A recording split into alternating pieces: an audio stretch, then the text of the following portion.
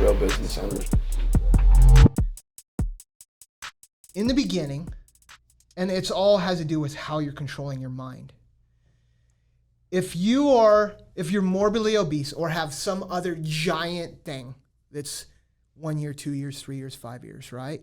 And especially if it's a thing that everyone else thinks is impossible. It's just a goal. Everyone thinks it's impossible. It doesn't have to be obese or it's just a goal. Yeah. That's 3 to 5 years out. Yeah. Right? So in the beginning, you're lying to yourself, right? Like because the current you can't fucking get there. I'm like, I'm gonna lose all this weight, yay. Yeah. But also it's not 100%.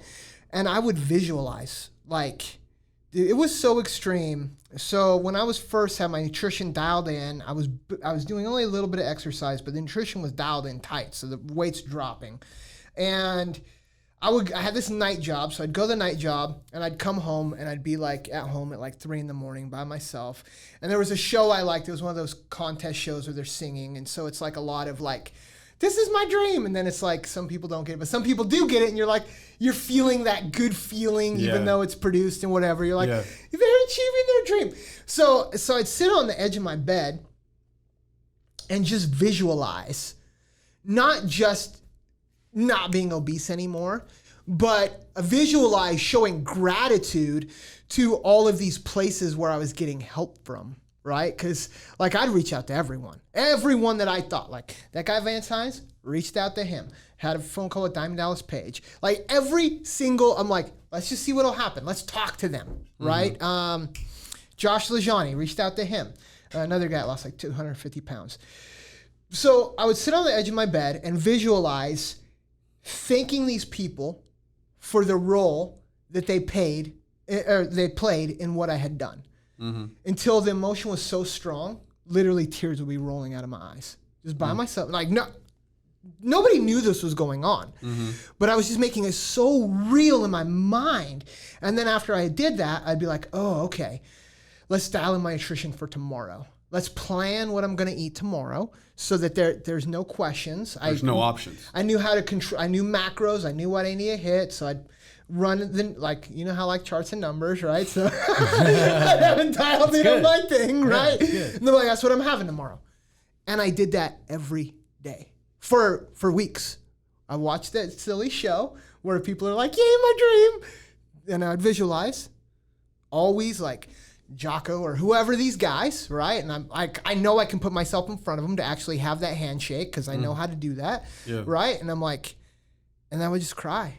Until, like, because the emotion was so overwhelming. Now I think it's catharsis. I think is part of what was going on was catharsis. You just talked over me.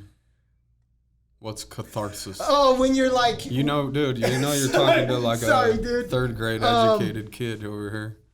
It's like when you're like dumping emotion out of you. You're like letting it go. Gotcha. Right? So I think I was letting it go. And dude, the tears come up a lot. I'm better now. Like, you remember my early lives when I just get on and be like, right? It was vulnerable. Yeah. I'm having a hard time doing it now, and I don't go so deep into that space anymore, right? Because it's like it's not so fuzzy. I don't have the right really words serving you for anymore. it. Yeah. So there's only so many times you can be on repeat in the darkness. Yeah. You know, eventually you've got to turn to the light. Yeah. Eventually you've got to start thinking of the positives rather than everything that's happened. Well, it's still positive. Here's what it was. It was an overwhelming feelings. Because it's not like I was sad. In fact, I think it was gratitude. I think it was tears of gratitude for a thing that hadn't actually happened. Does that make sense? Yeah. It's nuts. But I was talking about your lives. Huh? I was talking about your lives. When you were crying? Yeah. That's what I was talking about. I knew when you were saying the visualization and the tears, I knew that was like more of a positive thing, right? Like, because I think that you were getting close to that vision and accepting that it can be you and it can happen, right? And so I think that's why that would happen. Yeah. And so that has so much related to that change of identity, right? Because, and I figured this out later, that part of you is going away also, right? Well, yeah, you're in no man's land right now, bro. Feels fucking crazy. Yeah. Yeah. It feels it's a lonely journey. Yeah. You know. You can only fill up your mind with so much stuff before at the end of the day you're just left with yourself. Yeah. Right? And so when you're leaving the old and trying to find the new, there is a no man's land. Yeah. There is a spot where you look around. Yeah, who am I? You don't even know who you are. That's why it's you don't even know who you are. Yeah.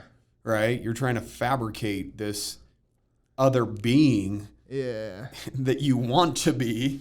But you have to just start making those decisions and start moving in that direction before you will ever get to the point of accepting it, right? Like, so yes, it does feel false. Yes, it feels like imposter syndrome. Yes, all of these emotions will happen, but you have to start steering in that direction in order for it to ever be a reality.